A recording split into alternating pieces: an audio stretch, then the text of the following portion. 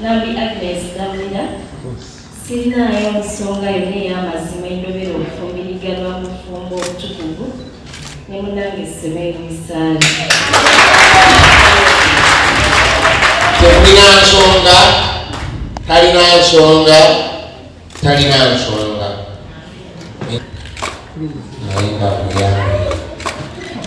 Okukwagalanga, okukulabiriranga n'okukusanyusanga era naalekanga abasajja abalala bonna nembeera naawe wekka.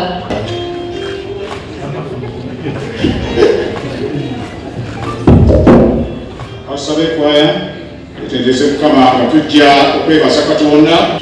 Wesaali webali kuwasa mbakulisa ziramu kubakulisa era nsanyuse nnyo okulaba nti nno weetwalire ow'emmamba nawulidde erinnya Nambi eddamu elusaba omutima tugatuma namawulire bwawasa omukyala naye namawulire era kulya zungululu era nawe ojja kubeera zungululu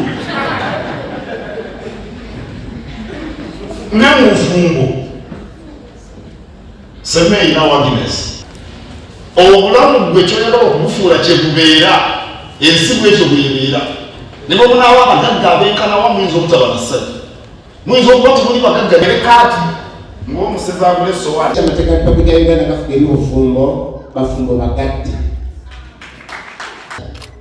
ekikakasiddwa akasasaasa ate wansinjagala bamawulire ono alabidde mu mawulire gonna era nga bagenda okuva mu kaliso tusaba buli kigere kibadde n'okusimbula kigere n'omukisa gwa kitaffe n'omwana n'omwoyo.